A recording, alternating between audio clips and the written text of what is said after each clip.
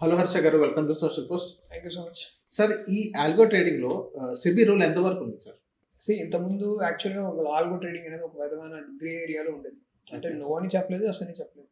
Okay, but కాకపోతే ఏంటంటే మొన్న April 1 నుంచి, అంటే 2 years నుంచి ఒక కన్సల్టేషన్ పేపర్ ఇచ్చారు, అభిప్రాయాలు తీసుకున్నారు బ్రోకర్స్ దగ్గర, మన ట్రేడర్స్ దగ్గర, అందరి దగ్గర. అందుకని దాన్ని ఒక రెగ్యులేషన్ తీసుకొచ్చారు. ఎందుకంటే చాలా మంది ఆల్మోస్ట్ 100% వస్తుంది, ఇంత పర్సెంటేజ్ వస్తుంది క్లెయిమ్ చేస్తున్నారు ఇష్టం వచ్చినట్టు. సో అది కరెక్ట్ కాదు. సో అదే కాదు, మరి ఏ స్ట్రాటజీ ఇచ్చిన ట్రేడింగ్లో ఆయన ఇన్వెస్ట్మెంట్స్ అదే ఉంది కదా, mutual funds are subject to market risk అని. అంటే మనం ఎవరు గ్యారంటీ ఇవ్వలేము. అవును, అంటే గవర్నమెంట్ చెప్తుంది అది. సో ఆ రెగ్యులేషన్ అనేది తీసుకురావాలి, ఎవరు క్లెయిమ్స్ చేసుకోకూడదు గ్యారంటీడ్ రిటర్న్స్ అని. అందుకని ఆల్గోలో కూడా ఇలా క్లెయిమ్స్ చేసి యాడ్స్ రన్ చేయడం చాలా చేశారు. సో దీన్ని రెగ్యులేట్ చేద్దామని చెప్పి గత 2 ఏళ్ళుగా ఒక కన్సల్టేషన్ పేపర్స్ మల్టిపుల్ టైమ్స్ ఇచ్చి దాని నుంచి తీసుకుని ఇన్పుట్స్ తీసుకుని మొన్న April 1 నుంచి, రీసెంట్గా 2026 April 1 నుంచి కొన్ని రెగ్యులేటరీ అనేది అప్లై అయింది. ఇదేం చేయాలంటే మీరు ఏ ఆల్గో అయినా సరే, మీరు వెండర్ అవ్వచ్చు, ఆల్గో స్ట్రాటజీని సెల్ చేసే వాళ్ళు ఉండొచ్చు, లేకపోతే ఎగ్జిక్యూషన్ ప్లాట్ఫామ్స్ అయి ఉండొచ్చు, వీళ్ళందరూ కూడా బ్రోకర్ త్రూ సెబీ NSEకి వెళ్ళి అప్రూవ్ చేసుకోవాలి. అంటే ఆ స్ట్రాటజీ ఏంటి, అంటే వైట్ బాక్స్ అని ఉంది, బ్లాక్ బాక్స్ అని కాన్సెప్ట్స్ ఉన్నాయి, అది దాని గురించి తర్వాత మాట్లాడుతుంది. వాట్ ఎవర్ ఆ స్ట్రాటజీస్ తీసుకెళ్ళి త్రూ బ్రోకర్ మీరు వెళ్ళి అప్రూవల్ తెచ్చుకోవాలి, ఎక్కడ ఎక్స్చేంజ్ దగ్గర, NSE దగ్గర. సో అప్పుడు ఏమవుతుందంటే దానికి ఒక యూనిక్ ఆల్గో ఐడి అనేది ఇస్తారు ఒక్కొక్క స్ట్రాటజీకి. అప్పుడు ఏమైందంటే మీకు ఎవరికైతే పంచ్ అయిందో ఆటోమేటిక్గా యూనిక్ ఆల్గో ఐడి వెళ్ళింది. అంటే ఈ ఆల్గో ఎక్కడి నుంచి వచ్చింది, అది NSEలోనే అప్డేట్ అవుతుంది. సో అప్పుడు మీరు ఆల్గోని ఐడెంటిఫై చేయడం ఈజీ అవుతుంది. అలాగే త్రూ బ్రోకర్ ద్వారానే జరగాలి కాబట్టి బ్రోకర్ని ఎక్కువ రెస్పాన్సిబుల్ చేయాలని వాళ్ళ ఉద్దేశం. లేకపోతే అవుట్ సైడర్ వెండర్స్ వాళ్ళ ఇష్టం వచ్చిన పర్ఫామ్ చేసేసి ఏదో చేస్తారు. అప్పుడు బ్రోకర్స్ అనేది ఖచ్చితంగా కంప్లైన్సెస్ ఫాలో అవుతారు కాబట్టి వాళ్ళ ద్వారానే మీరు అప్రూవల్ తెచ్చుకోవాలి.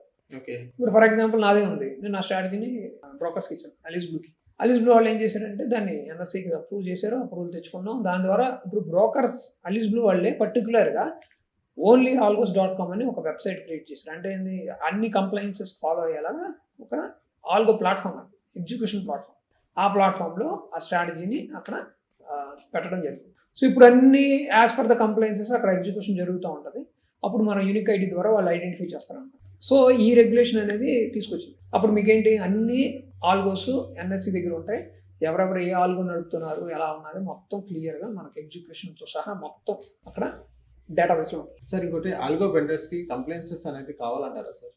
కావాలి, అదే సెబీ తెచ్చిన రూల్. ఎందుకంటే ఎవరు ఇష్టం వచ్చినట్టు క్లెయిమ్స్ చేస్తున్నారు కాబట్టి వెండర్స్ ఎవరైతే ఉంటే, అంటే నేను ఆల్గో ప్రొవైడ్ చేస్తే ఒక వెండర్ అనుకోండి, నేను బ్రోకర్ ద్వారా బ్రోకర్కి సబ్మిట్ చేస్తాను ఆ స్ట్రాటజీస్ ఏంటి, దాని రూల్స్ ఏంటి, ఏవైతే ఉన్నాయో ఒక ఫార్మేట్ ఉంటుంది, ఆ ఫార్మేట్లో సబ్మిట్ చేస్తే వాళ్ళు NSEకి తీసుకెళ్ళి అప్రూవల్ తీసుకుంటారు. అంటే ఒక ఆడిట్ ఉంటుంది, CA ఉంటుంది, CA మొత్తం చూసి చెక్ చేసుకుని అన్ని చెక్స్ అయినాక దానికి అప్రూవల్ తెస్తే అది తీసుకుని మనం ఆల్గో వెండర్గా మనకు యూనిక్ ఐడి ఇస్తారు, మనం దాన్ని ఎక్కడైనా సెల్ చేయొచ్చు.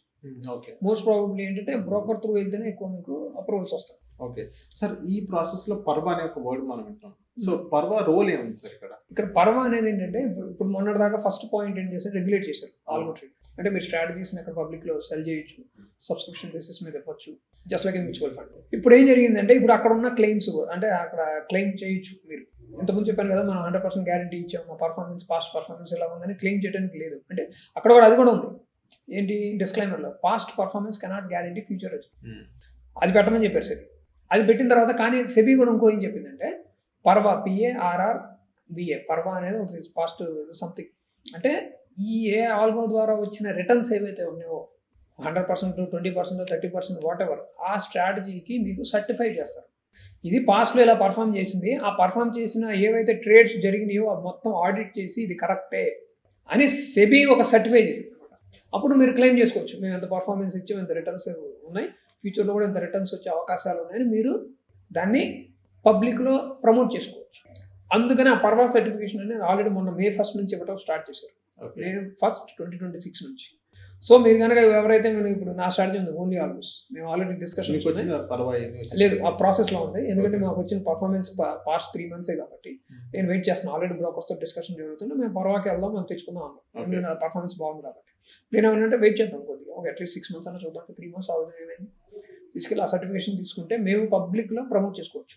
ఇది క్లెయిమ్స్ ఎంతవరకు వచ్చింది రిటర్న్స్, ఫ్యూచర్లో కూడా ఇంత వచ్చే అవకాశాలు ఉన్నాయి అని మేము పర్వా సర్టిఫికేషన్స్ తీసుకుంటే ఇక సెబీనే డైరెక్ట్ సర్టిఫికేషన్ చేస్తాం. ఇప్పుడు దీన్ని ఏంటంటే స్కామర్స్ని మీరు ఎలిమినేట్ చేయొచ్చు అని ఒక పద్ధతిని తీసుకొచ్చింది. ఓకే సార్, ఇంకోటి లాస్ట్ క్వశ్చన్, ఈ స్ట్రాటజీ పర్ఫార్మెన్స్ బాగుందని మనం ఎలా అనుకోవాలి సార్? ఎలా అనుకోవాలంటే ఆబ్వియస్గా పర్ఫార్మెన్స్ బాగుంటే మనం Performance. అనుకుంటాం Back to school. రిటర్న్స్ ఏమి ఇచ్చింది. కానీ నేనేమన్నానంటే ఎక్కువ 1 year అన్నా చూడండి పర్ఫార్మెన్స్, అట్లీస్ట్ 1 year 6 months మీరు చూడండి మీరు చేసుకోవాలనుకుంటున్నారు. అంటే షార్ట్ పీరియడ్ అనేది ఇట్స్ నాట్ కన్సిడరబుల్ కాదు. ఆ పర్టికులర్ టైంలో ఇప్పుడు ఫర్ ఎగ్జాంపుల్ ట్రంప్ ఏదో న్యూస్ పెడతాడు, అవును. ప్రాఫిట్ ఒకేసారి వస్తుంది. ఆ పర్టికులర్ శాంపిల్ సైజ్ అనేది సరిపోదు. 6 months చూడండి, 1 year చూడండి. పబ్లిక్లో చాలా వచ్చినాయి. ఇప్పుడు ఏది బెటర్ పర్ఫార్మెన్స్ ఉంటుందో అది చూసుకోండి. ఓకే. ఓకే, అందులో కాకపోతే అందులో కూడా ఇంకో విషయం చెప్పాను, మీ డ్రాడౌన్ ఎంత, మీ పర్ఫార్మెన్స్ ఎంత, అదే ఇంతవరకు ఇచ్చిన రిటర్న్స్ ఏంటి, ఇంతకుముందు ఉన్న అంటే క్యాపిటల్ వైజ్ ఎంత ఉంది, తక్కువ ఉందా ఎక్కువ ఉందా, ఇవన్నీ ఏంటంటే క్లయింట్స్కి ఒక ఇండివిజువల్ ఫైనాన్షియల్ కేపబిలిటీని బట్టి మనం సెలెక్ట్ చేసుకుని దాన్ని సబ్స్క్రైబ్ చేసుకోవాలి. సో థ్యాంక్ యూ హర్ష గారు మా సోషల్ పోస్ట్ వచ్చినందుకు. Thanks so much.